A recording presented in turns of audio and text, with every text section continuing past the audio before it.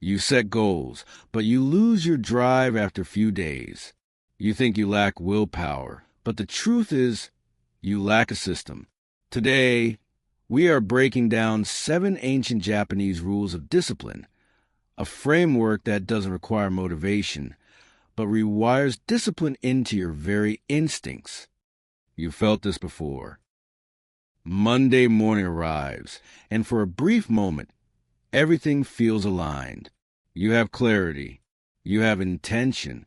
You tell yourself, this week will be different. You open your notebook. You outline your priorities. You even feel a sense of control that has been missing for a long time.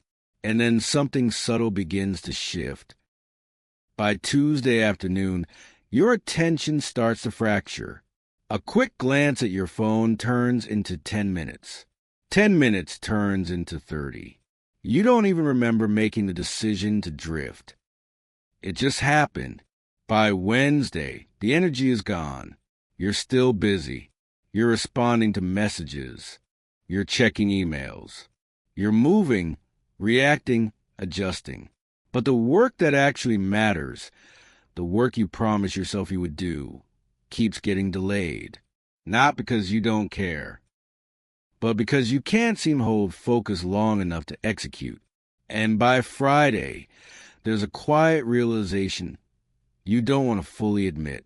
You were active all week, but not effective. Let me ask you something. When was the last time you completed something meaningful without interruption, without distraction, without negotiating with yourself every few minutes? Most people can't answer that question honestly, because what you're dealing with is not laziness. It's not a lack of ambition. It's something far more subtle and far more dangerous. Your attention has been fragmented to the point where sustained effort feels unnatural. Think about your typical evening. You sit down with the intention to rest. Maybe you tell yourself you'll read something valuable. Maybe you plan to think, reflect, or even just sit in silence for a few minutes. But instead, you reach for your phone. Not consciously, not deliberately, almost automatically. You scroll for what feels like a few minutes. Then you look up and nearly an hour has disappeared. No clear memory of what you consumed. No sense of restoration. Just a low-grade mental fatigue that wasn't there before. This is the paradox of modern life. You are constantly stimulated yet deeply drained. Constantly connected yet internally scattered. And over time, this creates a quiet erosion of something essential. Your ability to direct your own mind. Here's another scene. You finally sit down to do something important. Something that actually moves your life forward. Within minutes, you feel resistance. A subtle discomfort. Your brain starts searching for escape routes. You suddenly remember an email you should check. A notification you might have missed. A task that feels urgent but isn't important. And without realizing it, you shift away from the work. Not because you decided to quit, but because your system has been trained to avoid sustained effort. Think about that. This is a time management issue. It's not about working harder. It's not even about discipline in the way you've been taught to think about it. Because if discipline were simply about trying harder, you would have solved this already. You've tried pushing yourself. You've tried forcing motivation. You've tried starting over. Again and again, and yet the pattern remains. Strong start, gradual drift, silent collapse. So the question is not, why can't I stay motivated? The real question is, why does my system collapse the moment motivation fades? Because that is where the truth begins.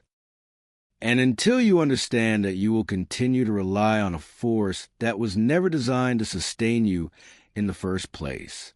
Think about that. The mistake you've been making is subtle. And that's exactly why it's so destructive. You've been trying to build discipline on top of motivation. And motivation is one of the most unstable forces in human psychology. It feels powerful in the moment. It gives you a temporary surge of energy. It creates the illusion that change is happening.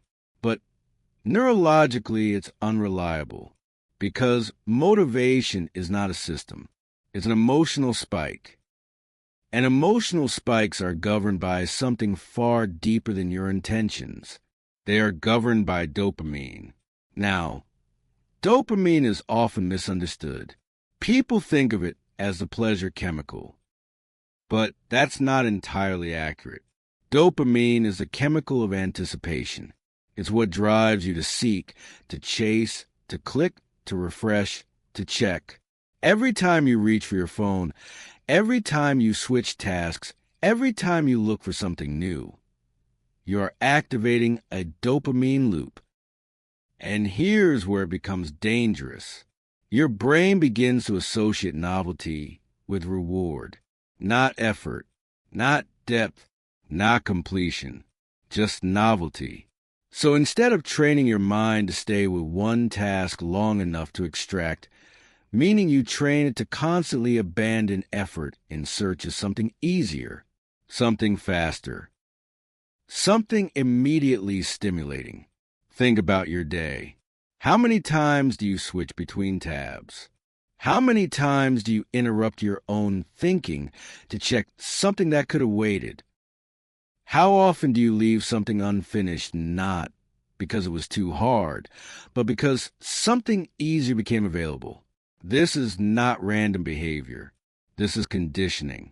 And over time, this conditioning rewires your brain. The neural pathways that support deep focus begin to weaken. The pathways that support distraction become stronger. This is neuroplasticity at work. Your brain is adapting, but not in your favor.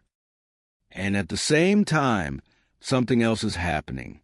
Your baseline level of stimulation is rising because you are constantly exposed to high-intensity inputs, fast content, notifications, endless information.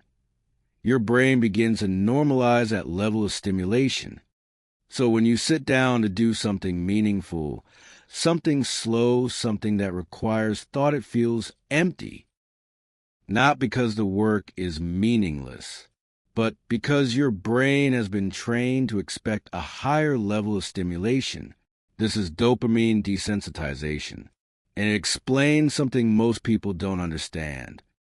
Why simple, important tasks feel disproportionately difficult. Why reading a few pages feels exhausting. Why thinking deeply feels uncomfortable. Why you avoid the very work that could actually change your life. Let me ask you something. When you sit in silence, without your phone, without stimulation, what do you feel? Rest or restlessness? Because for many people, silence is no longer neutral. It's uncomfortable, and that discomfort drives behavior. You escape it. You reach for something. You fill the space. Not because you need to, but because your system cannot tolerate the absence of stimulation.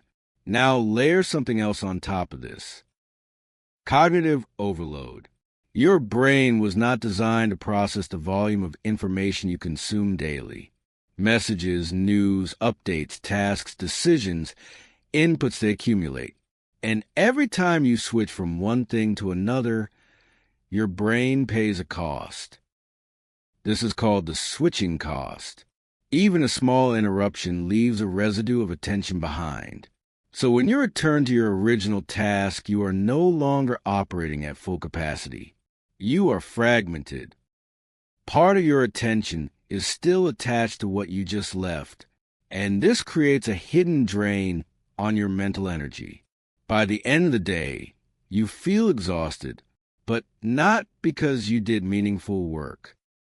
Because you are constantly switching, reacting, adjusting, scattering your attention across too many directions. Think about that. You can be busy all day and still make no real progress. Because progress requires depth, and depth requires sustained attention. And sustained attention cannot exist in a system that is addicted to interruption. This is a real problem. Not that you lack discipline, but that your environment and your habits have trained your brain to resist it. So when you try to be more disciplined, you are fighting against a system that has already been conditioned in the opposite direction. And willpower is not strong enough to win that fight consistently. That's why you start strong and then collapse. That's why you feel motivated and then drift. That's why you promise yourself change and then repeat the same patterns, because you are relying on force instead of structure. Let me ask you one more question. If your current habits are shaping your brain every single day, then what exactly are you becoming? Not what you intend to become, not what you hope to become, but what your system is actually training you to be, because that is the direction your life is moving. Quietly, consistently, automatically, and if you don't interrupt that process, it will not correct itself. It will deepen. Think about that. There's a reason the Japanese approach to discipline feels different. It is quieter, less visible, almost invisible to the outside world. And yet, it produces a level of mastery that most people never come close to touching. To understand why, you have to step into a very different way of living. Not a life built on intensity, but a life built on repetition. Consider the life of a traditional Japanese artisan, a shokunin. This is not someone chasing rapid success, not someone optimizing for speed, not someone constantly switching directions. A shokunin chooses one craft and then stays for decades, sometimes for an entire lifetime. Imagine that for a moment. One path, one domain, one set of skills, refined day after day in near silence. There is no constant search for novelty, no pressure to reinvent themselves every few months, no obsession with external validation, just a quiet, relentless commitment to improvement. And here's what most people misunderstand. From the outside, this life looks repetitive, even limiting, but internally it is anything but, because when you remove distraction, depth begins to expand. The same action, repeated with attention, reveals new layers, subtle adjustments, micro improvements, a level of precision that only emerges through sustained focus. This is where mastery is built, not through intensity, but through continuity. There's a well-known example of a sushi master in Japan who spent over a decade just learning how to prepare rice, not designing menus, not experimenting with new dishes, just rice, day after day, refining texture, temperature, timing. To most people, this sounds extreme, even unnecessary. But that's because most people are conditioned to chase outcomes. The artisan is focused on process. Let me ask you something. Could you commit to improving one small aspect of your life every single day for the next 10 years? Not when you feel motivated, not when it's convenient, but consistently, without recognition, without immediate results. Because that is the level at which discipline begins to transform identity. And this is where the gap becomes clear. Most people approach discipline as a temporary tool, something they use when they want to achieve a goal, lose weight, finish a project, fix a problem. And once the goal is reached or abandoned, the discipline disappears. But the Japanese philosophy operates differently. Discipline is not something you turn on and off. It is something you become. It is embedded into daily life, into routines, into standards, into the smallest actions that nobody else sees. Think about the implications of that. If your behavior is consistent regardless of how you feel, then your results are no longer dependent on emotion. They are driven by structure. And structure does something powerful. It reduces decision-making. It removes negotiation. It eliminates the internal debate that drains your energy. You don't wake up and ask, "Do I feel like doing this today?"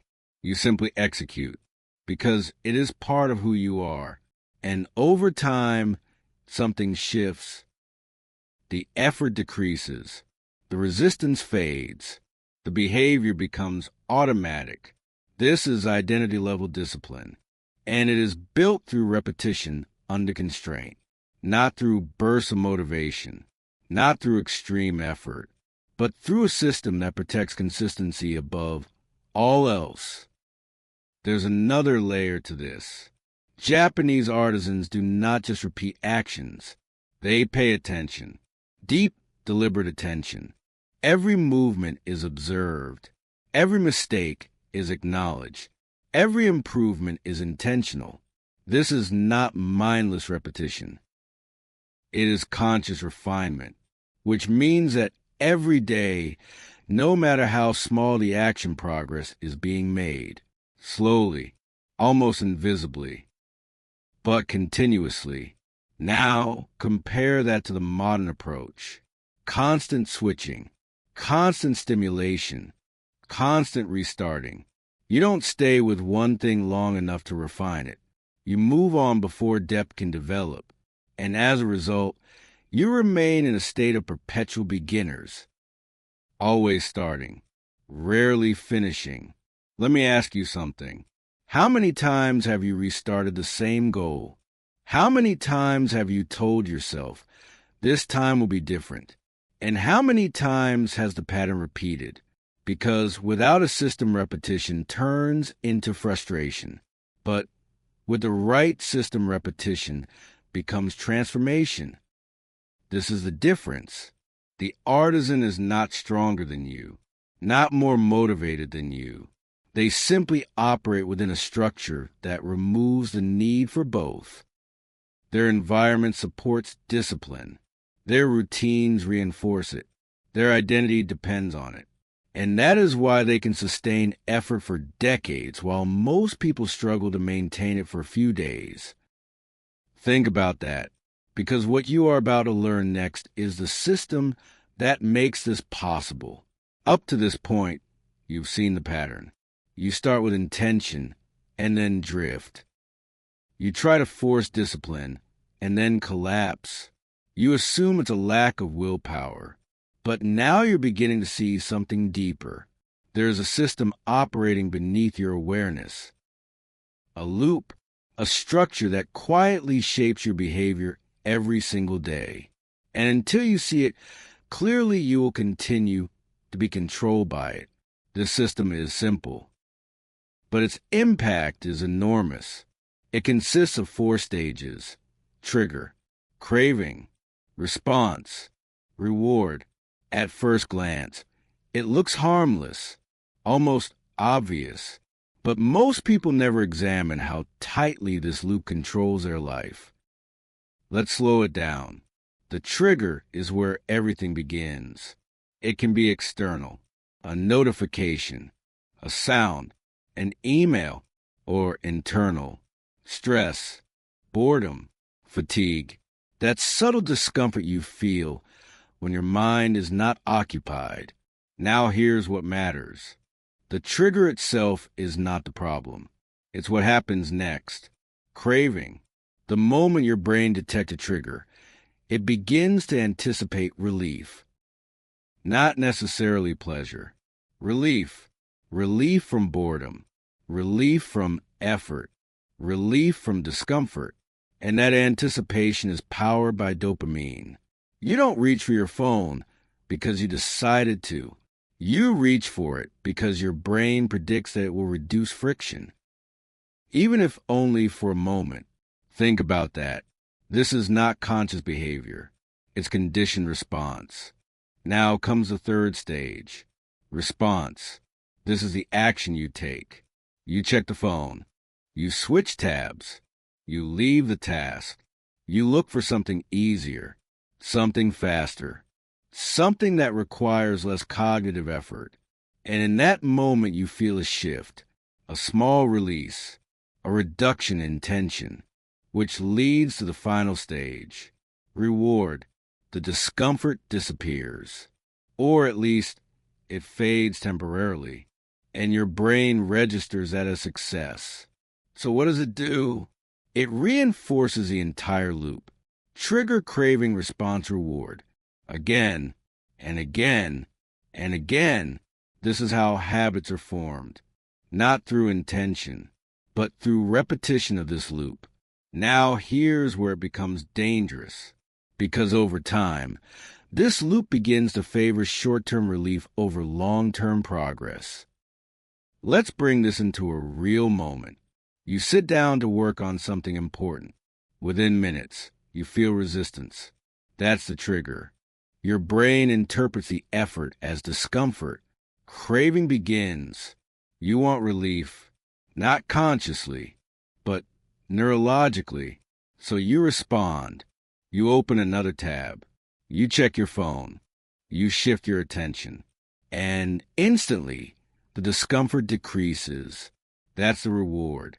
Now your brain has learned something. Distraction solves discomfort. So the next time you feel resistance, the loop activates faster, stronger, more automatic. And this is how discipline erodes. Not through a single failure, but through repeated reinforcement of the wrong behavior. Let me ask you something. How many times a day do you escape discomfort?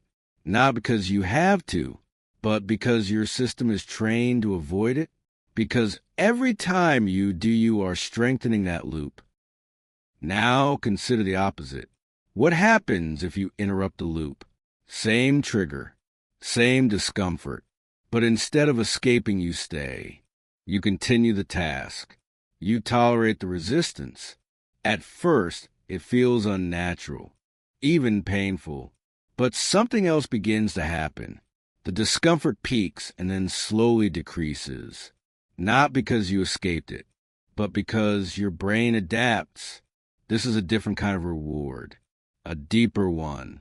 And when this pattern repeats, a new loop begins to form. Trigger, craving, response, reward. But now the response is effort, and the reward is completion, progress, clarity. Over time, this becomes your default. This is how discipline is built. Not by eliminating discomfort, but by changing your relationship to it. Now layer something else onto this system. Modern life is engineered to hijack this loop. Every notification is a trigger. Every piece of content is designed to create craving. Every platform is optimized to deliver quick rewards, which means your environment is constantly reinforcing distraction. Think about that. You are not just dealing with your own habits. You are operating inside a system designed to weaken your focus. So if you don't consciously build a counter system, you will be pulled into the default automatically. This is why willpower fails. Because willpower is reactive. It tries to resist the loop after it has already started. But discipline, real discipline, is proactive. It changes the structure of the loop itself. It removes triggers. It redefines responses. It reshapes rewards so that the desired behavior becomes easier to execute and the undesired behavior becomes harder to access. This is the invisible system. And once you see it, you can no longer ignore it. Because every action you take is either reinforcing the old loop or building a new one. There is no neutral. Let me ask you one more question. Right now, as you move through your day, which loop are you strengthening? The one that leads to distraction or the one that leads control? Because that answer is quietly shaping your future. Think about that. At this point, you have a choice. You can continue, listening, nodding along, recognizing yourself in these patterns, and then doing nothing. Or you can pause and actually confront what this means to your life. Because understanding this system is not the same as changing it. Let me ask you something. Are you just consuming this the same way you consume everything else? Another video, another idea, another moment of clarity that fades within hours? Or are you willing to interrupt the pattern? Right now, not tomorrow, not next week, right now, because this is where most people fall back into the loop. They understand, but they don't act. And that gap between awareness and execution is where discipline dies. So before we go any further, make a decision. Not a vague intention, a decision that what you're about to hear next you will not just agree with, you will apply, even if it's uncomfortable, even if it's inconvenient. Because if you don't make that shift here, nothing that follows will matter. Think about that. Now we move from awareness to execution, because insight without structure changes nothing. You don't need more information. You need a system that operates even when you don't feel like it. And that system must be simple enough to follow, but strong enough to override your current patterns. The Japanese understood this long before modern neuroscience gave it language. They built discipline not through intensity, but through principles that reshape behavior at the identity level. 7 principles. Each one is small on its own, but together they form a structure that is extremely difficult to break. Let's begin. The first principle is Kaizen. Continuous improvement, not dramatic change, not overnight transformation, small, consistent refinement. Here is what most people get wrong. They try to change too much at once. They set ambitious goals, create complex plans, and expect themselves to operate at a level their current system cannot support. And when they fail, they interpret it as a lack of discipline. But the real problem is scale. Kaizen removes that pressure. It asks a different question. What is the smallest possible improvement I can make today that I can repeat tomorrow? Not impressive, not exciting, but repeatable. That's the standard, because repetition builds identity. If you read 1 page every day, it feels insignificant, but it rewires your system. If you focus deeply for just 10 minutes without interruption, it feels small, but it begins to restore your attention span. The mistake here is impatience. People abandon small progress because it doesn't feel meaningful. But that is exactly why it works. It bypasses resistance. It lowers the barrier to action, and over time it compounds. So the implementation is simple. Choose one behavior. Reduce it to a level where failure becomes unlikely, and then protect that consistency at all costs. Not intensity, consistency. The second principle is Ikigai, your reason for doing the work, not a vague sense of purpose, but a clear internal alignment between what you do and why it matters. Because discipline without meaning becomes fragile. You can force yourself for a while, but eventually the system collapses. Let me ask you something. Why does this matter to you? Not the surface answer, not the socially acceptable version, but the real reason. What changes in your life if you become disciplined? What deteriorates if you don't? Because your brain needs a reason to tolerate discomfort. And if that reason is weak, the first moment of resistance will break your commitment. So take the time to define this, not in abstract terms, but in concrete consequences. Attach your discipline to something real, something personal, something that makes inaction unacceptable. The mistake here is borrowing purpose, chasing goals that don't belong to you. And when the effort becomes difficult, there is nothing internal to sustain it. So your task is clarity, not perfection. Clarity. The third principle is Hansei, honest self-reflection, not self-criticism, not guilt, but clear, objective evaluation. At the end of each day, something very simple needs to happen. You review your behavior. What did you say you would do? What did you actually do? And where did the gap appear? No excuses, no justification, just observation. Because without feedback, there is no correction. And without correction, there is no improvement. Most people avoid this step because it's uncomfortable. It forces you to confront inconsistency. It removes the illusion of progress. But this is where growth happens. In the gap between intention and action, so the implementation is minimal, 5 minutes. At the end of the day, write it down. What did you follow through? Where did you drift? And why? The mistake here is emotional reaction. You are not there to judge yourself. You are there to understand your system. The fourth principle is Shoshin, the beginner's mind. A willingness to approach your work without ego, without the assumption that you already know enough. Because the moment you believe you understand something, you stop paying attention. And when attention drops, quality declines. Discipline is not just about doing the work. It's about how you do it, with presence, with precision, with awareness. Shoshin keeps you engaged. It forces you to remain a student even in familiar territory. Let me ask you something. How often do you go through your day on autopilot, repeating actions without awareness?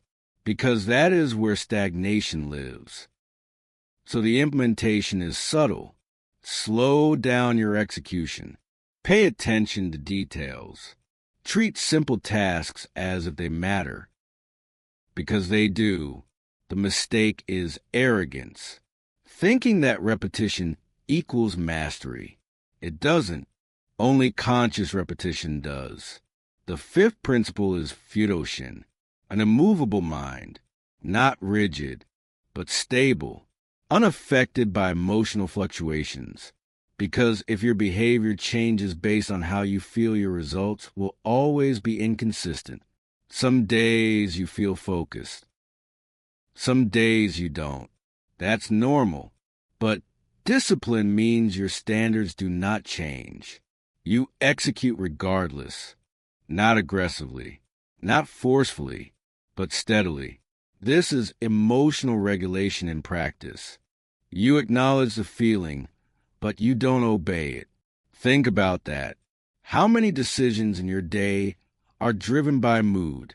So the implementation is this. Separate feeling from action. You don't need to feel ready. You need to begin. The mistake is waiting. Waiting for the right state, the right moment, the right mindset. That moment rarely comes. The sixth principle is Zanshin, sustained awareness, not just during the task, but after it. Most people complete something and immediately release focus. They drift. They relax too early, and that creates gaps where old habits return. Zanshin closes those gaps. It keeps your attention slightly engaged. Even in transition, even after completion, this is what maintains consistency throughout the day, because discipline is not one action. It's a chain of actions, and that chain is only as strong as its weakest moment. So the implementation is awareness. Notice the moments after completion, after finishing work, after making progress. Stay present. Don't immediately escape. The mistake is disengagement. Thinking discipline only matters during effort. It doesn't. It matters between efforts. The final principle is Gammon, endurance, the ability to tolerate discomfort without complaint, without escape, because no system works if you cannot handle friction. There will be resistance. There will be boredom. There will be days where everything feels heavier than it should. That is not a signal to stop. That is part of the process. Gammon teaches you to remain steady inside that discomfort, not suppressing it, not reacting to it, but allowing it without breaking your behavior. Let me ask you something. How quickly do you move away from discomfort? Because that speed determines everything. So the implementation is simple. When resistance appears, do not negotiate. Stay with the task a little longer. Then a little longer again. Build tolerance. The mistake is escape. Believing that discomfort means something is wrong. It doesn't. It means you are training. These 7 principles are not complicated, but they are precise. They do not rely on motivation. They do not depend on perfect conditions. They reshape your behavior from the inside out. And when applied consistently, they begin to change something deeper. Not just what you do, but who you are becoming. Because discipline, at its core, is not about forcing action. It is about designing a system where the right action becomes natural. And once that happens, everything changes. Now slow down for a moment, because everything we've covered so far only matters if you are willing to look at your own life honestly, not the version you present to others, not the version you tell yourself when it's convenient, but the reality of how you actually spend your time, your attention, your energy. Let me ask you something. If someone observed your daily behavior, without hearing your intentions, what would they conclude about your priorities? Would they see discipline or distraction? Would they see someone building something meaningful or someone constantly reacting to whatever appears in front of them? Think about that. Because your life is not shaped by what you plan. It is shaped by what you repeat. Every day, your actions are casting votes, not for who you want to become, but for who you are becoming. And most of these votes are small, almost invisible. Checking your phone instead of staying with the work. Delaying something important because you don't feel ready. Escaping discomfort the moment it appears. Individually, they seem insignificant, but collectively they form a pattern, and that pattern becomes identity. Let me ask you another question.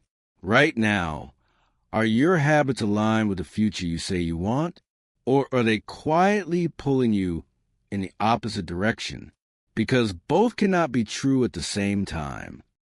You cannot build focus while constantly feeding distraction. You cannot develop discipline while repeatedly choosing comfort. You cannot create a different life using the same patterns that built your current one. And this is where most people hesitate. They want change, but they don't want to confront the cost of staying the same. So let's make that cost clear.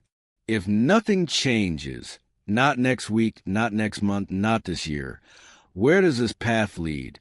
What happens to your attention? Your ability to think clearly? Your capacity to do meaningful work? What happens to your standards? Do they rise or do they slowly erode? And more importantly, what happens to your sense of control? Because discipline is not just about productivity. It's about sovereignty, the ability to direct your own behavior regardless of external noise. So ask yourself this. Are you in control of your actions, or are your actions being triggered, shaped, and reinforced by forces you don't question? Are you choosing your habits or inheriting them from your environment?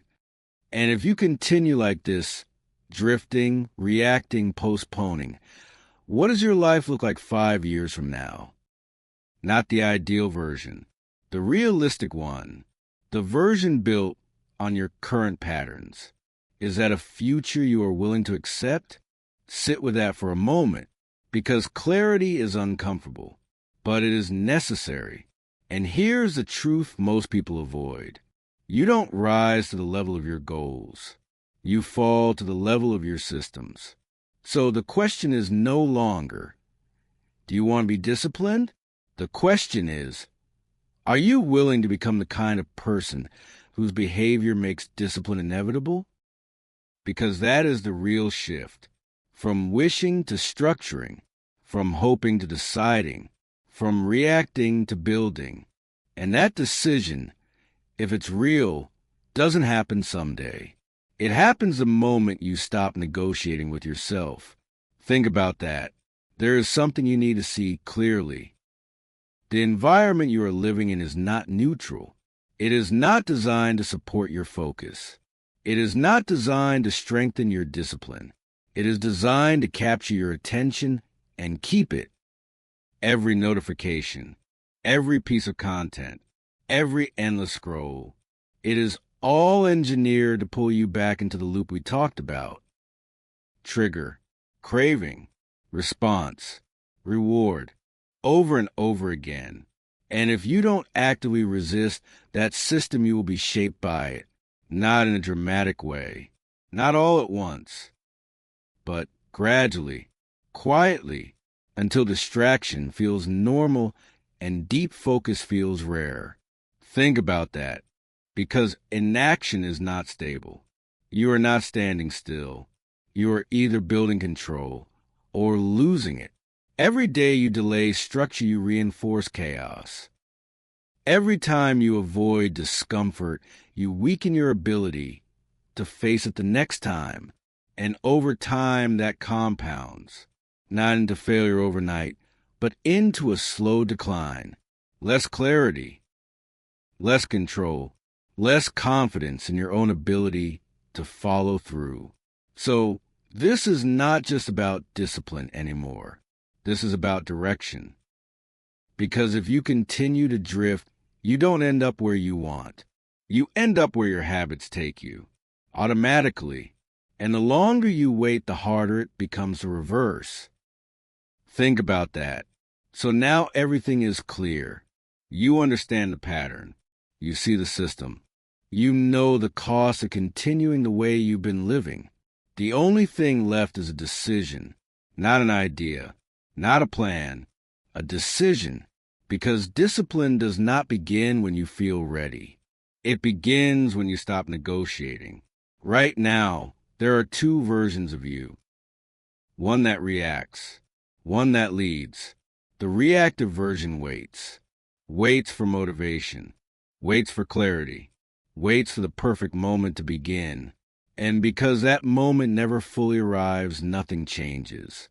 The other version doesn't wait. It builds structure. It reduces friction. It removes options. It decides in advance and then follows through. That is the version you need to step into. Not gradually, but deliberately. Let me ask you something. How many more times are you willing to restart? How many more weeks begin with intention and end in quiet disappointment? How many more promises to yourself are you going to break before you stop trusting your own word? Because that is what's at stake here. Not just productivity, not just output, but self-trust. And once that erodes, everything becomes harder. Every decision feels heavier. Every commitment feels uncertain. So this is where you draw a line, not a dramatic one, not something fueled by emotion, a quiet line, but a firm one. From this point forward, you operate differently. You don't rely on how you feel. You rely on what you've structured. You don't chase intensity.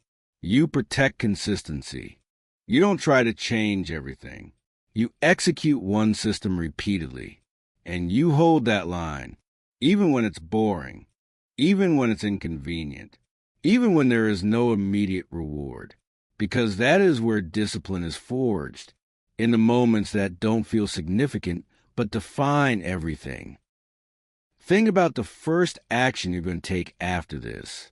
Not tomorrow, not later, immediately after this. What is the smallest behavior you can execute without resistance? Define it, reduce it, make it undeniable, and then do it without hesitation. Because the longer you wait, the more space you give your old system to take control again. And that's how it always begins. Not with failure, but with delay. So remove the delay. Act before your mind starts negotiating. Act before the discomfort grows. Act while the clarity is still present. Because discipline is not built in theory. It is built in action.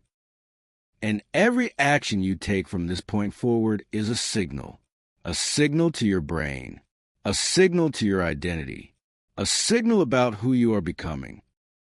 So make it clear, not through words, not through intention, but through behavior. Because at the end of the day, you don't get what you want. You get what your system produces. And now, you know how to build it. If you are ready to stop making excuses and start building unbreakable discipline, subscribe to the channel and commit to the first rule today. Not tomorrow, not when it's convenient. Today, because discipline doesn't begin with perfection. It begins with a decision you actually follow through on.